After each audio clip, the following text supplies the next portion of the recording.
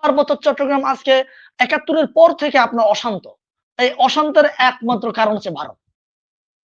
RSS এবং রয়ের ইন্ধনে শেখ হাসিনা প্রেসক্রিপশনে তাদের লোকেরাই এই ঘটনা ঘটিয়েছে, যাতে করে বাংলাদেশে যে 2024-এ বিপ্লবের মাধ্যমে আমরা যে ফেসিস্ট হাসিনাকে তাড়িয়েছি, আপনাদের কি বলবো আমি মুখ্যমন্ত্রীকে তাড়িয়েছি আমরা, সেই মুখ্যমন্ত্রীকে তাড়ানোর দায়ে আপনারা মানতে পারেননি, এই জন্য আপনারা আমাদের নামে নানা প্রপাগান্ডা ছড়াচ্ছেন। এখন আপনারা আওয়াজ তুলছেন কেন? আওয়াজ তুলছেন এই কারণে, আপনারা বাংলাদেশকে তো বাংলাদেশই মনে করেন না, বাংলাদেশকে তো আপনারা স্বাধীন সার্বভৌম রাষ্ট্র হিসেবে স্বীকার করেন না। আপনারা মনে করেন বাংলাদেশ ভারতের একটা অঙ্গরাজ্য। আপনারা মনে করেন কি সুকান্ত বাবু আমাদের উনি ওনার দেশের ভুলগুলো নিয়ে স্বীকার করবেন এবং আমাদের সাথে মাইক্রোফোনটা একটু কাছে রাখেন, তাহলে সাউন্ডটা আচ্ছা এখন শোনা যাচ্ছে কি? দেখুন, আমি প্রথমে মনে করেছিলাম যে ভারত থেকে একজন ব্যক্তিকে আমরা পেয়েছি যিনি কিনা ওনার মাইন্ড হচ্ছে ব্রড মাইন্ডেড এবং আমাদের সুসম্পর্ক কিভাবে টিকিয়ে রাখা যায় এগুলো নিয়ে কথা বলবেন। কিন্তু ওনার কথা শুনে আমি যেটা দেখলাম, উনি ওনার একচেটিয়া ওনার সুবিধার কথাই বলে গেলেন। কিভাবে? আচ্ছা, আমি একটা কথা বলি, শুনুন। আমি তো সৌহার্দ্যপূর্ণ বিলকাস বানুর কথাও উঠালাম। হ্যাঁ, আমরা তো বললাম আপনার কথাতে আপনার কথাতে আমি আমিও শুনুন, আপনার ব্যক্তিগত মতামত, আমি বলছি আপনি ব্যক্তিগত মতামত আপনার, কিন্তু আপনি কারোর সম্বন্ধে যখন বলছেন না, আপনি তো প্রথম শুনছেন কথার মধ্যে এই যে আমরা এখন ল্যাংটা শুনলাম, এই কথাটা খুব ভালো, কোনো একটা ল্যাংটা কথাটা ব্যবহার আপনি সমর্থন করেন? একজন সভ্য মানুষ হিসেবে ল্যাংটা কথা ইউজ করা যায় কোনো একটা চ্যানেলে? আপনি বলুন। আমি কোন একটা বাজে শব্দ চয়ন আমি করব না, আপনাদের কোনোদিন করিও না। শব্দ চয়নে সেটা বলুন, প্রতিবাদ আপনি হয়তোবা যে আপনার সালাউদ্দিন ভাইয়ের মতো আপনার শব্দ চয়নের খুব শ্রুতি মধুর আপনি দেখিয়েছেন, কিন্তু আপনি যে সমস্ত শব্দগুলো ব্যবহার করেছেন এটা রীতিমতো আপনি আমার বাংলাদেশের সার্বভৌমত্বকে অস্বীকার করেছেন। রীতিমতো আমার বাংলাদেশের নোবেল লরিয়েট আপনার ডক্টর ইউনূসকে আপনি ইনসাল্ট করেছেন, আপনি ভদ্রভাবে, এবং আপনি আমার বাংলাদেশের উপদেষ্টা পর্ষদকে আপনি নাবালক বলেছেন। আপনি আপনি আপনি এটা হচ্ছে আপনার মানে কি বলে আপনার শ্রুতি মধুর শব্দ এগুলা, হ্যাঁ ঠিক আছে। আপনি আপনি আরো বলছেন আমাদের দেশের সাকিব আল হাসানকে নিয়ে কথা বলা, আপনি কে? সাকিব আল হাসানকে নিয়ে কথা বলবো আমরা? কারণ সে আমার ভাই, আমার দেশের লোক, আমার দেশের প্লেয়ার, আমি কথা বলবো সে ভালো কি খারাপ। আপনি কে? আপনি তো রীতিমতো উস্কাই দিচ্ছেন। আমার দেশের সংখ্যালঘু ঠিক আছে কিনা, বা বাংলাদেশের সংখ্যালঘুরা ঠিক আছে কিনা, কিংবা ভারতের সংখ্যালঘুরা ঠিক আছে কিনা, আপনি আপনার দেশের নিয়ে কথা বলবেন, আমি আমার দেশের নিয়ে কথা বলবো। তা আপনি যদি সত্যিকার নিজের দেশের ভুল, আমাদের বাংলাদেশের সম্পর্ক যদি রাখার আপনার চিন্তা, আপনার দেশের সরকার থাকতো কিংবা আপনার দেশের নাগরিকরা যদি এই চেতনায় থাকতো, তাহলে আপনার দেশের ভুলগুলো আপনি আজকে স্বীকার করতেন। আপনার মণিপুরে কি চলছে? 2 বছর ধরে কুকি এবং মেইতেরা মারামারি করছে, ওরা মারামারি করে মরছে। আপনি তাদের জন্য কি নিরাপত্তা দিয়েছেন? আপনি বলেন আমাকে, কি নিরাপত্তা দিয়েছেন? আর আপনি বলতে আসেন মানে আমার দেশের সংখ্যালঘুদেরকে নিয়ে। হ্যাঁ ঠিক আছে, আমার বাংলাদেশের সংখ্যালঘুরা কিছু কিছু ক্ষেত্রে ঘটনা ঘটেছে। এটা কখন ঘটেছে? এটা সবচেয়ে আপনারা যাকে আশ্রয় দিয়ে রেখেছেন সেই শেখ হাসিনার আমলে 15টা বছর ধরে সংখ্যালঘুদের উপরে আক্রমণ চালিয়েছে। আমার পাশে, আমার উপজেলার পাশে এক উপজেলাতে রাউ উপজেলা, আপনারা হয়তো নাম শুনেছেন, বৌদ্ধ মন্দির, 1000 বছর ঐতিহ্যবাহী বৌদ্ধ মন্দির পুড়িয়েছে। এটা কে পুড়িয়েছে? এটা কে বর্তমান সরকার পুড়িয়েছে? আমি নিজ চোখে দেখেছি আওয়ামী লীগের নেতারা এটার সাথে সংশ্লিষ্ট ছিল। তাদেরকে কি বিচার করা হয়েছে? বরঞ্চ তাদেরকে পুরস্কৃত করা হয়েছে। আপনারা কি তখন আওয়াজ তুলিয়েছিলেন? না, আওয়াজ তুলেননি। এখন আপনারা আওয়াজ তুলছেন কেন?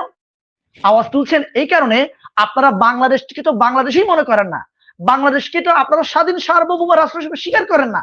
আপনারা মনে করেন বাংলাদেশ ভারতের একটা অঙ্গরাজ্য। আপনারা মনে করেন কি বাংলাদেশ ভারতের একটা অঙ্গরাজ্য, সে অঙ্গরাজ্যের মুখ্যমন্ত্রী শেখ হাসিনা এখন নাই, এই কারণে আপনাদেরকে আওয়াজ করতে হবে। How funny! আপনাদের কথাবার্তা শুনে আমি রীতিমতো থমকে যাই। আমি আমি মাঝে মাঝে চিন্তা করি, টুইটারে আমি ঢুকতে পারি না। টুইটারে ঢুকলে খালি মানে বাংলাদেশকে নিয়ে প্রপাগান্ডা ছড়াচ্ছে।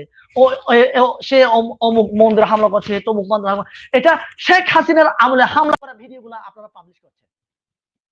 এখন রিসেন্টলি ঘটে যাওয়া এরকম কিছু আপনি দেখান তো আমাকে, যেটা যে ঘটনাগুলো ঘটেছে এগুলো সম্পূর্ণ আপনার আরএসএস এবং রয়ের ইন্ধনে শেখ হাসিনা প্রেসক্রিপশনে তাদের লোকেরাই এই ঘটনা ঘটেছে, যাতে করে বাংলাদেশে যে 2024-এ বিপ্লবের মাধ্যমে আমরা যে ফ্যাসিস্ট হাসিনাকে তাড়িয়েছি, আপনাদের কি বলবো আমি মুখ্যমন্ত্রীকে তাড়িয়েছি আমরা, সেই মুখ্যমন্ত্রীকে তাড়ানোর দায়ে আপনারা মানতে পারেননি, এই জন্য আপনারা আমাদের নামে নানা প্রপাগান্ডা ছড়াচ্ছেন। আপনি কি বলবেন এখন আজও? আপনি বলেন যে ইসকনের কথা যদি আমি বলি, ইসকন যদি সত্যিকার অত সংখ্যালঘুদের জন্য কথা বলে থাকে, তাহলে ইসকন কেন আপনার সাধারণ ব্রাহ্মণদেরকে উচ্ছেদ করে, সাধারণ হিন্দুদের জায়গা কিভাবে দখল করে? ইসকন যদি সত্যিকার অত হিন্দুদের জন্য কথা বলে থাকে, তাহলে স্বর্ণা দাসকে যখন বর্ডারে আপনাদের বিএসএফ এর দ্বারা গুলি করে হত্যা করা হলো, তখন কেন ওরা বিচার চাইল না? তখন তো আপনার উপদেষ্টা এই যে তত্ত্বাবধায়ক সরকার ছিল না, তখন আপনাদের মনোনীত শেখ হাসিনাই ছিল ক্ষমতা। তখন তো আপনারা কিছু বলেননি, আওয়াজ তুলেননি আপনারা। তাহলে আপনারা কিভাবে বন্ধু বলেন যে আজকে আপনারা আমাদের বাংলাদেশে ফেলানির মতো লোকদেরকে কাঁটা তারা ঝুলিয়ে রাখেন? আপনারা, এটাই হচ্ছে বন্ধুত্বের লক্ষণ? আপনারা বলেন এমন বন্ধু যে আমাদেরকে আপনারা রোদ্রে আমাদেরকে বন্যায় ভাসান, আর শীতকালে আমাদেরকে পানিতে হা হা করে ফেলে রাখেন আপনারা। এটাই হচ্ছে আপনাদের বন্ধুত্ব। দেখুন, এগুলো যদি বলতে যান তাহলে আমাদের সম্পর্ক কখনো ভালো হবে না। ভালো তো ছিলই না, আরো ভালো হবে না আপনারা যদি এভাবে বলতে থাকেন।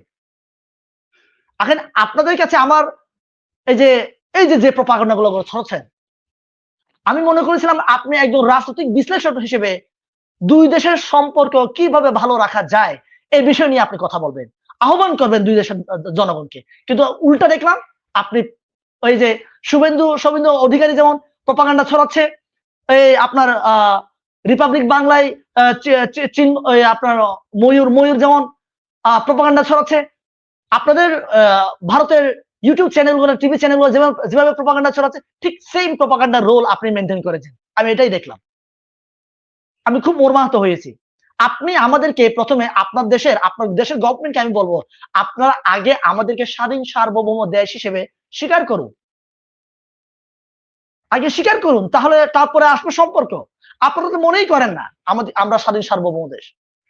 আমরা যারা সংখ্যালঘু আছি, মানে এই সংখ্যালঘু হিন্দু, বৌদ্ধ, খ্রিস্টান, আমরা যদি বলি, আমরা যদি ভারতের যে মিষ্টি মিষ্টি কথা শুনে যদি আমরা তাদের মতো করে চলি, তাহলে আমার বাংলাদেশে যে আপনার 37% ছিল, এখন 8% হয়েছে। আমি মনে করি এটা শূন্যের কোঠায় নেমে আসবে, আমি এটা মনে করি। কারণ ওরা যেভাবে আমাদেরকে ফুটবলের মতো ব্যবহার করে এবং ওরা ফায়দা হাসিল করছে, এটা আনবিলিভেবল। আমার পার্বত্য চট্টগ্রামের কথা যদি আমি বলি, আমার পার্বত্য চট্টগ্রাম আজকে ৭১-এর পর থেকে আপনার অশান্ত। এই অশান্তের একমাত্র কারণ হচ্ছে ভারত। এটা কি আপনারা অস্বীকার করবেন? অস্বীকার করতে পারবেন না, কিন্তু এইটাকে আমরা বলতে পারি না। এখন এই যে আপনার ভারত আমাদের বাংলাদেশের অভ্যন্তরীণ বিষয়গুলো নিয়ে ইন্টারফেয়ার করছে কেন? আমরা তো তোমাদের ভারতের অভ্যন্তরীণ বিষয়গুলো আমরা ইন্টারফেয়ার করি না, হস্তক্ষেপ করি না। কেন ভাই তাহলে তোমরা আমাদেরকে হস্তক্ষেপ করো? তোমরা যদি এতই বন্ধু হয়ে থাকো, তাহলে আমাদের বর্ডারের সাথে কাঁটাতারের বেড়া দিয়েছে কেন? এইগুলো যদি বলতে যায় তাহলে তো আমাদের বলা শেষ হবে না। কিন্তু শেষ কথা একটাই, ভারত আমাদেরকে কখনো বন্ধু মনে করেনি, আজও মনে করছে না, আমাদের সাথে সম্পর্ক রাখতে চায় না এরা। কিন্তু আমাদেরকে ওদের সুবিধার্থে আমাদেরকে ফুটবলের মতো ব্যবহার করতে চায়।